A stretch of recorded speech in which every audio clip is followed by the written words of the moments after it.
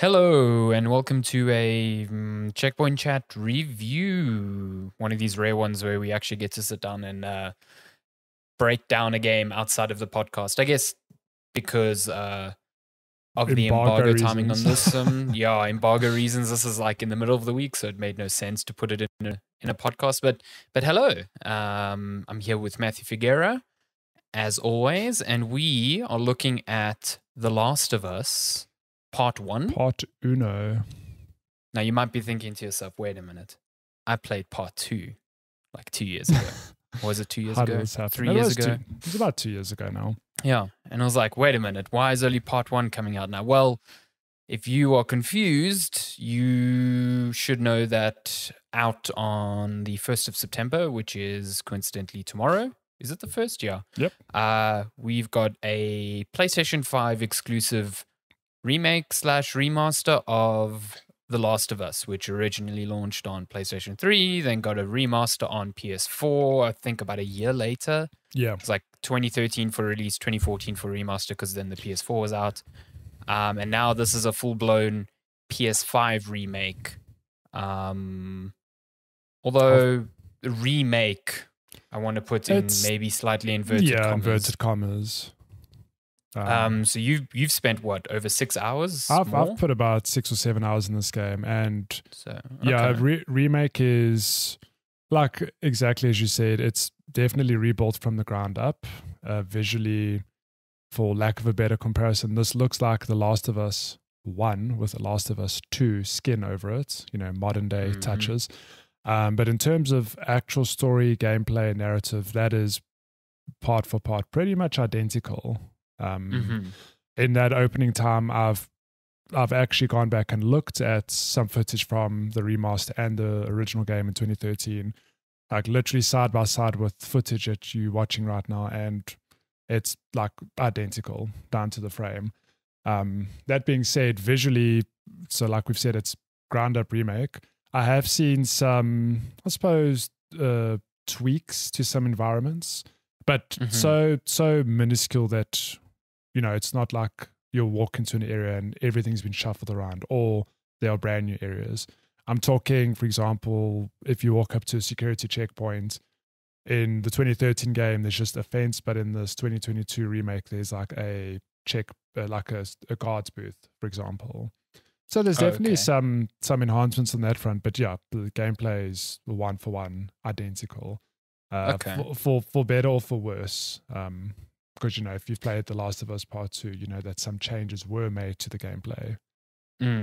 I think that's where probably a lot of people have raised some issue over this game prior to release was, when it was first announced, or, we had heard about this game for like long before it was even actually formally revealed. The idea that I think a lot of people got into their heads because, nothing had been formally announced was that this would be sort of The Last of Us 1, but with some gameplay improvements that would put it more in line with the sequel, because the sequel does some big things. It's like you can go prone as Ellie. They remove the requirement for needing a shiv to do stealth kills on like clickers and stuff. So the gameplay is very different.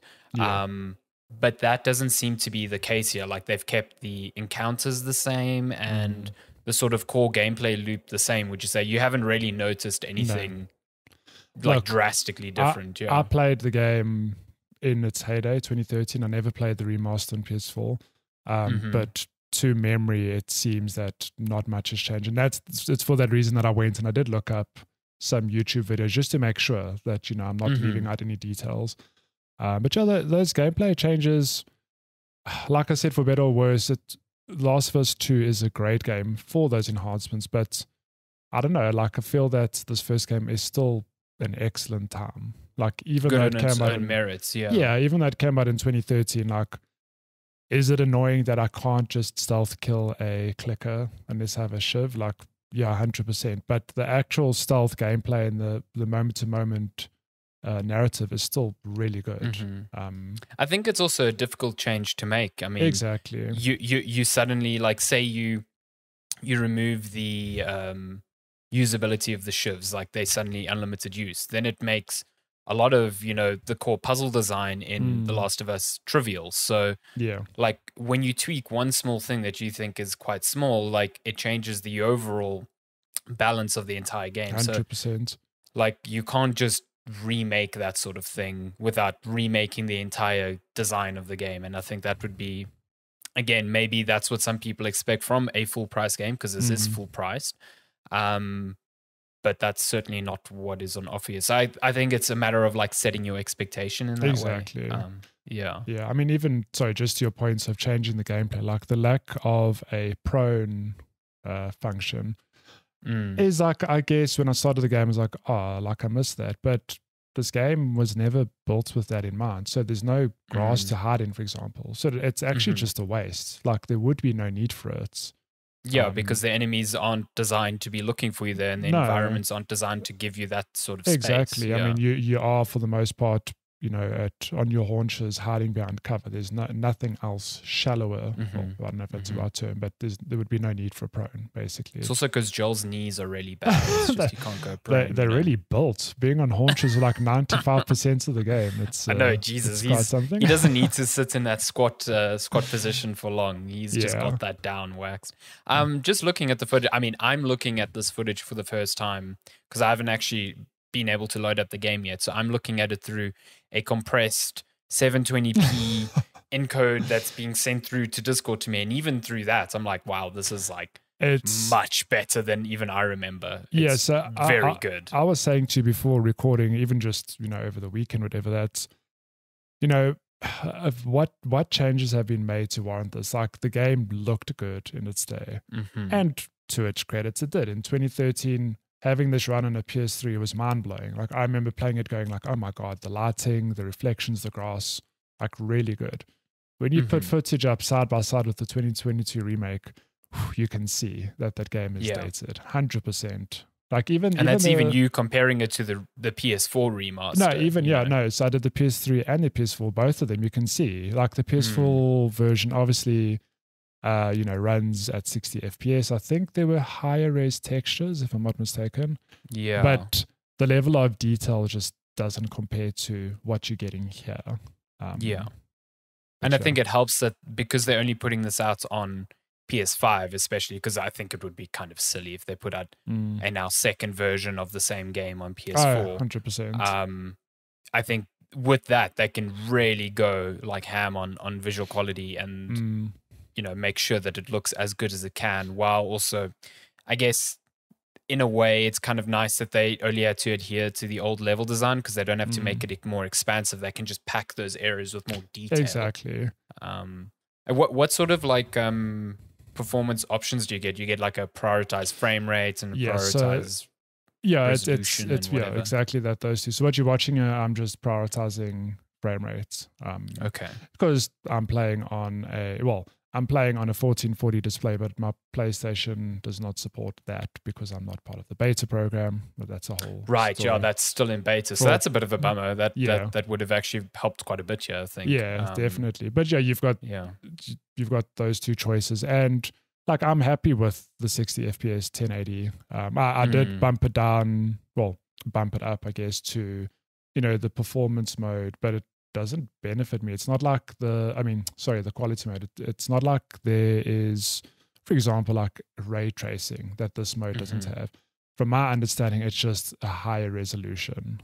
That stands to be correct. I know there's a 120 FPS mode, I think, at 1080p that you can activate. I think that'll be under performance mode. But obviously only with esports accurate in your Last of Us adventure. Shooting, but the 60 FPS performance, but I mean, you're watching the footage now, it looks great. Like it looks really good. It's like I said earlier, comparing it to PS3 footage, you actually realize like, oh God, not that the PS3 game was ugly in its day, not by a long shot, but by today's standards, like, oof, it looks very rough. And how have certain elements of the storytelling held up in your perspective? Like, because I mean, a good story doesn't really age, but we've gone through almost now a decade of similar, very gritty zombie stories. We've had 10 billion seasons of The Walking Dead. I- So stuff like that. We've had The Last of Us 2, Yeah. which kind of like had its own angles on certain things. So how does revisiting Joel's like start hit It's been the very second interesting time? revisiting the game for the simple reason that, again, just for context, I played The Last of Us, back in its day in 2013. And it was one of those rare games where I hated playing it purely because I never wanted it to end. Like, I have fond memories of me house sitting my brother and sister-in-law's place. They were away on holiday or something somewhere. And I would just put in an hour or two into this game every evening. And I was just blown away by it. Since then, haven't touched it. Like, I didn't touch the PS4 remaster. And then obviously my next outing into this universe was with the sequel 2 years ago. So revisiting the story has actually been really nice because I obviously remember the broad strokes, but I don't remember all the subtle details. It's like with any good piece of media, whether it be a book or a movie or game, there are, if you play it a second time or read it a second time, you'll notice, the foreshadowing or a lot of little touches you might miss just on your first time because you don't know how the story is going to end. Now that I know where the story is going, it's really, really nice to see how Joel and Ellie are. Like, Joel's in the situation because it just is what it is. He's got this, quote unquote bratty girl to take to a destination. She doesn't like him any more than he doesn't like her. And, you watch how their relationship grows into what it is in The Last of Us Part 2. And I'm not going to spoil it, but you do know that by the sequel that they have like a very strong father-daughter relationship. Like, that's clear, that's what they're building to.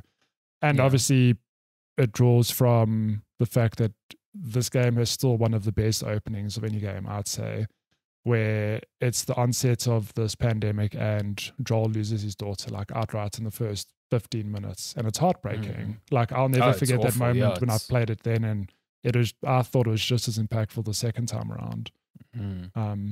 So I think and I guess story, with the improved like animation work, it just like maybe drives that home even better, probably. I think the story definitely holds up. And even as far as, like you mentioned earlier, we've got a bajillion zombie franchises.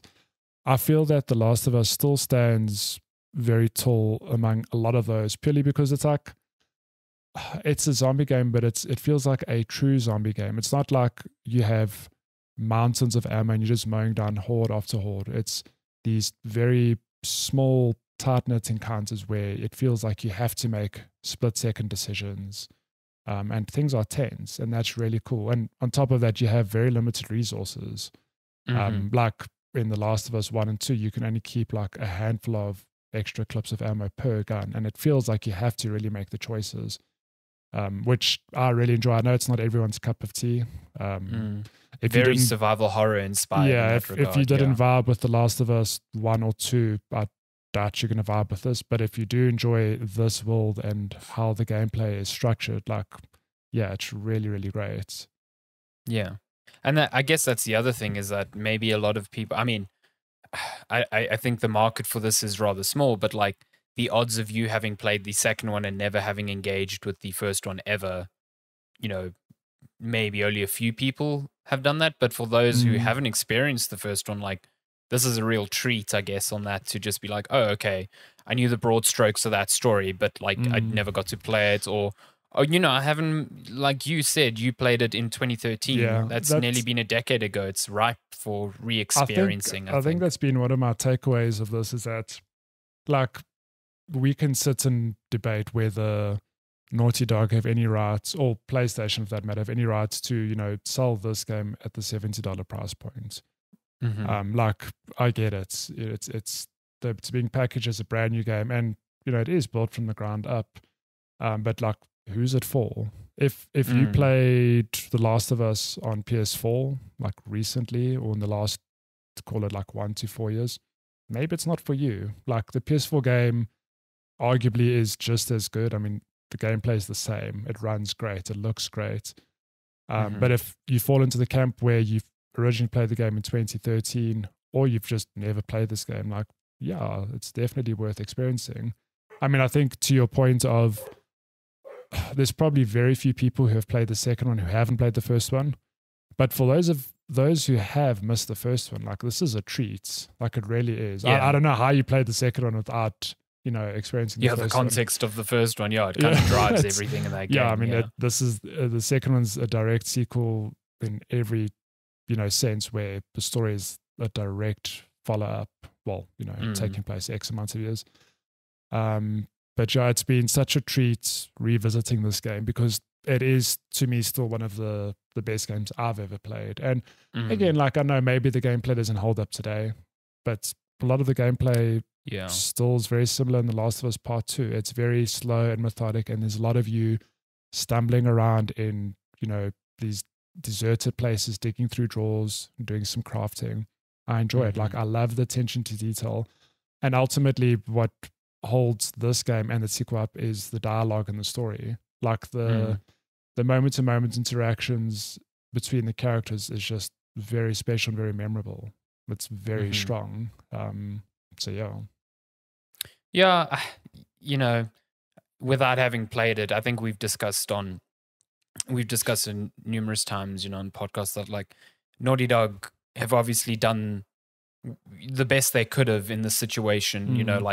There must have been some drive for them to revisit this and also, want to do right by it with new hardware and make it, look good. And then you see a very business focused side of it from Sony where they're like, well, this TV series is coming out. This can drum up excitement for it. And also like, this is a new exclusive for a new console. So, so there's a bit of push and pull there with regards to the price. And yes, at the end of the day, you are not forced to buy any sort of game. But by the same token, there's nothing wrong with looking at, definitely Sony's decision here and being like, $70 for a game that doesn't even have the multiplayer component that originally launched with it and no significant gameplay updates.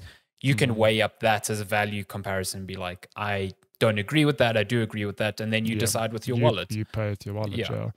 I mean, exactly. So I think that's going to be done. But I don't think that this is by any means, in saying that, I don't think this is a cheap cash in. I definitely think when you look at what other console makers are doing, it seems a bit, I don't know what the right word is, but it seems like Sony is missing the point a little bit. But at the same time, Naughty Dog is putting their all into this, as they always do, I think, with all of their games.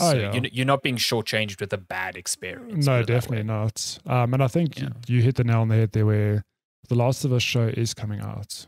So from a marketing point of view, it makes a lot of sense. I mean, we've said time and time again when The Witcher show launched on Netflix, The Witcher 3 went up in sales despite being how many years old at the time. So it makes sense where you're going to have just say like the average person watching the show going, oh, this is based on a game. Oh, it's on PS5. I've never played it before. You're going to have this whole segment of gamers or people that have never played the first or the second one. And well, hey, look at that. The first one's just been remade for the PS5 and you can play the second one on PS4 and PS5 as well. So yeah. Yeah. When is the show coming out? As a matter of interest. They haven't said. I mean, there was that teaser the other day, which was the first there hasn't even been like an official trailer. There was just that snippet of that like big HBO montage, which is like coming in 2023. So I really expected this to launch alongside the series, but you know what? I'm sure they had plans to do the same. To be honest, but by then, if say the series comes out in a year, and this is just me thumb sucking. Imagine launching like the double pack, The Last of Us Part 1 and 2 in one package. Oh, you bet that's going to be a thing. Yeah, like a bundle eventually. Exactly. Yeah. I mean, if from a marketing point of view, it makes a lot of sense. But like you've mentioned, if you disagree with Sony, then just don't buy the game. Like, yeah, I mean, I'm not saying do not, like, I've hated the sort of side that's emerged with this where it's like, oh, well, if you don't like it, don't buy it. It's like, yes, but people are still free to criticize the decision there. But at the end of the day, like, if you're criticizing and then you're going out and spending $70 on it, then it's like, well, what are you doing? Yeah. But yeah, I still think at the end of the day, you're still getting a premium product because it is Naughty Dog, and they don't miss. No. Sony's decision on pricing aside. So I'm really glad that this exists. I think a lot of people in in need of a way to play the game with a big suite of accessibility features are happy this exists. You know, we have no need for that, but I've seen a lot of people on Twitter just saying, you know, they can't wait to be able to actually play this game for the first time because now they can. So that's really cool.